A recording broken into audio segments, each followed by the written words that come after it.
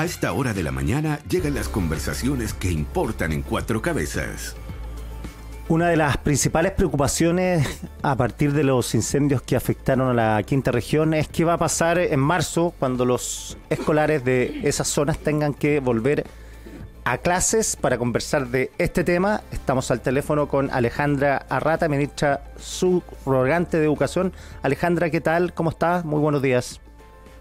Hola, buenos días, Quique. Buenos días a todas las personas que nos escuchan aquí. Muy bien. Oiga, ministra, hagamos un catastro. ¿Cuántas escuelas fueron afectadas en la zona de los incendios? Sí, mira, súper importante el catastro. Escuelas afectadas, o sea, establecimientos educacionales, porque hay escuelas y un jardín infantil. Son 4. Ya. De los cuales 3 son escuelas y 1 es un jardín infantil. 3 son en Viña del Mar y 1 es en Villa Alemana. Ya, y eso. Y también con la misma. Pérdida total, ¿no?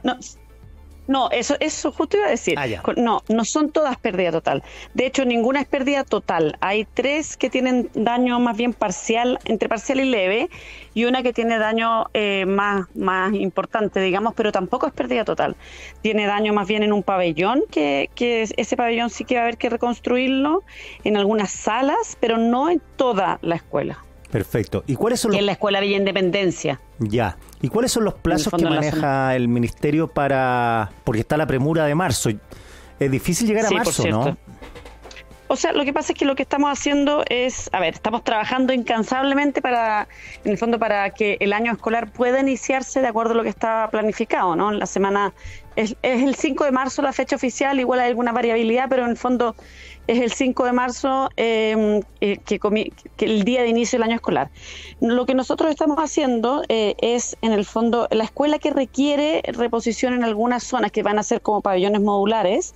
Estamos trabajando articuladamente con Desafío Levantemos Chile, que en el fondo ellos han ayudado también en otras emergencias que permiten dar una respuesta más rápida para, en el fondo, salas modulares, esta solución de alguna manera temporal, pero que permite abordar el inicio del año escolar. Y las otras 3 estamos trabajando para que haya una intervención con fondos de emergencia. Nosotros como ministerio tenemos fondos de emergencia para emergencias de infraestructura como estas, ¿no? Y estamos trabajando para poder, en el fondo, hacer las reparaciones. Estas son, que ahí quizás es importante como explicar un poco, son, por ejemplo, daños en los cierres perimetrales de la escuela. Hay algunas de estas escuelas, de estos establecimientos que han tenido impacto, por ejemplo, en el tendido eléctrico. Y dado que tuvieron impacto en el tendido eléctrico, están sin luz. Entonces son ese tipo de reparaciones. Lo que estamos haciendo es trabajar incansablemente para poder llegar a la semana al inicio del año escolar de acuerdo a lo que estaba comprometido. Ahora, también es importante, tú me preguntabas por el catastro, claro. Es el catastro de establecimientos. También es importante complejizar un poco el análisis y ver que también hay niños y niñas que fueron impactados, pero que su escuela no fue impactada, niños y niñas que en el fondo sus casas, por ejemplo, se vieron afectadas. Claro. Y eso también hay que considerarlo. ¿Por qué? Porque también hay que poder llegar con ayudas, ¿no? Nosotros lo que hacemos ahí, y ya tenemos un primer cruce, lo que hacemos es que hacemos en el fondo un cruce, efectivamente, valga la redundancia, ¿no?, con los datos de la ficha FIBE. Entonces analizamos cuáles son los niños que están en la ficha FIBE y que además están matriculados, son parte de establecimientos en el fondo, en el sector. Cruzamos con los datos que nosotros tenemos que nos permiten llevar la asistencia, pagar la subvención, y ahí tenemos identificado que hay un grupo de 4.007 niños que en el fondo son parte de la ficha FIBE y en el fondo a los cuales nosotros tenemos que llegar con ayuda. Por ejemplo, ahí vamos a llegar con, por ejemplo, set de útiles escolares, ¿no? Eso le iba a preguntar, claro, ropa. Sí. Se le ha quemado la ropa del colegio. Se va a llegar ahí hay una coordinación y en el fondo lo que el presidente nos ha pedido es toda la articulación intersectorial, en el fondo, para que como gobierno podamos en el fondo llegar a todas las personas afectadas. En este caso, para los niños y niñas, va a haber a través de Mideso, en el fondo, un bono para uniforme escolar.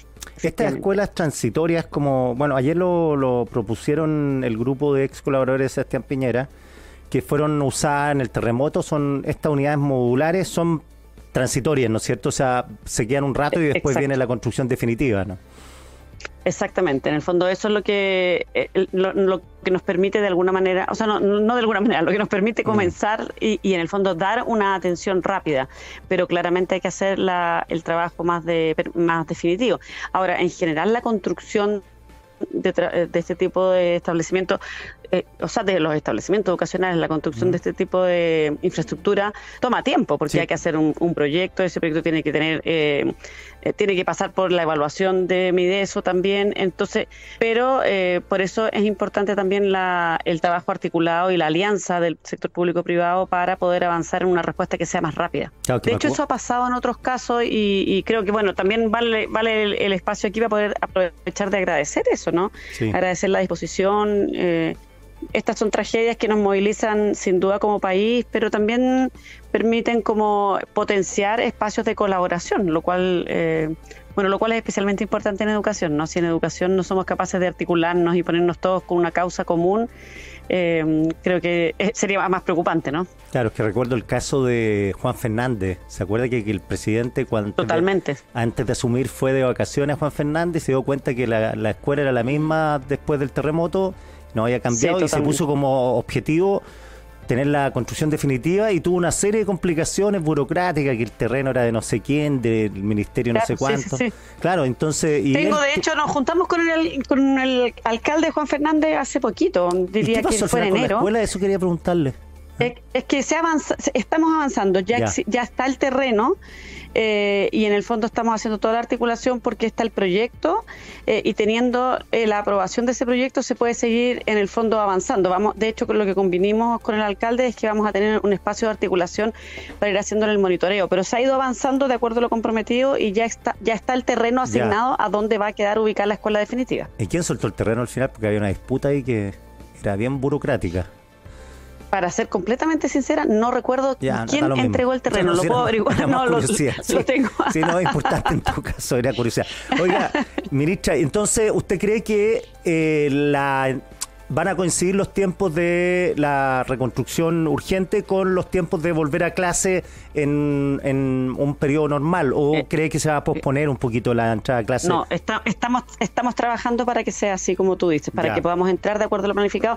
Y ahí también vale como explicarle y darle la tranquilidad a la ciudadanía en términos de que nosotros tenemos distintos mecanismos que nos permiten en el fondo llegar adecuadamente, porque uno es esto que estamos conversando, la construcción de estas salas modulares, los proyectos de emergencia. Eso es el plan para el cual estamos trabajando incansablemente, articuladamente, ¿no? Ahora, si eso tiene cualquier tipo de atraso, nosotros tenemos otras alternativas. Una alternativa, un plan B, podría decir, y en estos casos uno tiene plan B y plan C y plan D también. Claro. El plan B es poder reubicar a los niños en otros establecimientos. ¿Ya? Entonces, si no se alcanza o si hay algún retraso, uno puede decir, las 2 primeras semanas se van a reubicar en estos otros establecimientos. De hecho, ayer estuvimos coordinando, por ejemplo, con Junaev, tuvimos como coordinación sectorial, ¿no? Y veíamos que con Junaev, si es que estos niños se reubican, es importante poder avisarlo con anticipación, de modo tal que las raciones de alimentación estén en los establecimientos a los cuales ellos van a ir. ¿Me explico? Entonces, esa es otra posibilidad. Si es que no, también es otra posibilidad poder tener doble jornada. Y en el fondo, entonces, ocupar algún espacio que esté disponible y tener doble jornada, porque como nosotros tenemos jornada escolar completa, en el fondo tú puedes tener ahí un grupo de niños. Claro. Pero si es que es necesario, uno también puede autorizar para ciertos casos doble jornada, entonces duplicas el grupo de niños a los cuales se les puede dar cobertura en un establecimiento. Entonces, lo que estoy tratando de explicar, o la idea que quisiera dejar, digamos, es que en el fondo nosotros estamos trabajando con distintas planes para poder cumplir con que los niños y niñas no tengan que postergar el inicio del año escolar. Perfecto. Ministra, estamos conversando con la ministra de Educación, Alejandra Arratia. Ministra, ¿va a haber algún tipo de asistencia en términos de salud mental con esos niños? Porque vienen afectados de un estrés, un shock mayores, muchos muertos, vivieron una situación muy traumática. Horrible. Pobres cabros chicos, además como que los cabros chicos uno siempre piensa que son resilientes, pero también sufren. Y estos cabros son una población dañada, no sé cómo lo van a encarar eso. Sí, claro. Es que todos podemos ser resilientes, los niños también pueden, pero la resiliencia requiere de ciertos factores que pueden ayudarla, ¿no? Y la escuela es uno de esos factores. Efectivamente, estamos trabajando para tener formación en algo que se llama la pedagogía de la emergencia, en el fondo, en cómo podemos ir abordando esto. Nosotros, ojo, estamos trabajando ahora, tenemos, digamos, las escuelas abiertas, el programa de escuelas abiertas, en el cual se está recibiendo un grupo. Mira, nosotros podemos recibir diariamente alrededor de 650 niños en 7 espacios de escuelas abiertas que tenemos. Son 6 establecimientos y uno es Palacio Cerro Castillo, ¿no? El Palacio Presidencial, que está funcionando como escuela abierta. Y ahí lo que hemos ido trabajando, lo que tenemos es espacios de, efectivamente, contención, bueno, distracción también. Hay actividades como recreativas, deportivas. De hecho, estuvimos ayer con los primos Grimald en Villa Alemana. Ahí los niños que estaban. Yo lo estaba mirando en un video, no sabía dónde estaban, estaban ahí. En Villa Alemana. Y los niños estaban, pero fascinados. Y qué buena onda los primos Grimald, además. Adorables. No. Y el lunes estuvimos también con Fernando González y Nicolás Mazú, que fueron a Quilpué. Entonces, y es bien impresionante, porque bueno, ahí voy a tu pregunta respecto a cómo abordarlo. Los niños van jugando, pero también van mientras juegan, te van contando cosas, claro, y van procesando de alguna manera. Entonces es muy importante este espacio que va permitiendo este procesamiento, el poder ponerle palabra a lo que les pasó, el poder compartir lo que les ha pasado. Ahora, desde la perspectiva más como del proceso educativo y cómo se va a abordar al inicio del año escolar, por cierto, lo que nosotros estamos haciendo es, desarrollando material. De hecho, ya el año pasado tuvimos algún material que se entregó, estamos en el fondo una pequeña actualización de eso, complementándolo, y vamos a llegar con ese material, pero además con formación, tanto para los equipos, en el fondo, que apoyan a los establecimientos educacionales, como para los equipos directivos, jefes de UTP, también docentes, asistentes de educación, en el fondo que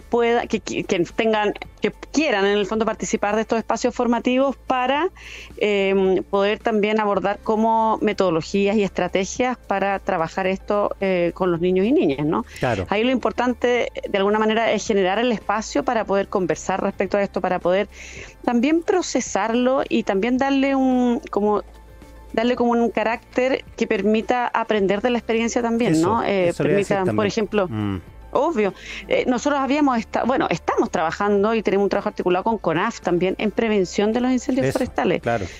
Tú sabes que una parte bien importante son causados por nosotros, los seres humanos, ya sea intencional o no intencional. Entonces los niños y niñas se convierten en un agente también como de alerta y de formación en sus mismas comunidades, ¿no?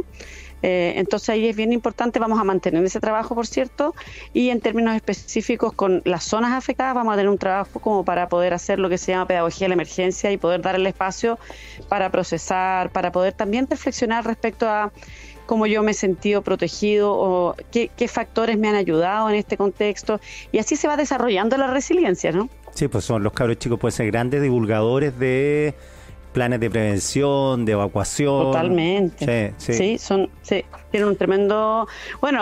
son ahí unos divulgadores, como tú lo decías, efectivamente, y en sus mismas familias, digamos.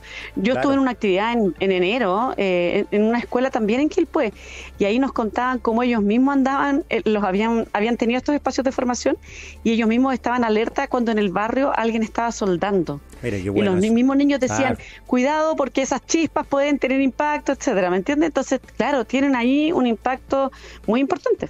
Ministra, muchas gracias por esta conversación. No, por favor, muchas gracias a ustedes por el espacio y que tengan todos y todas un buen día. Que tengan un buen día, chao. Muchas gracias, Kiki, chao.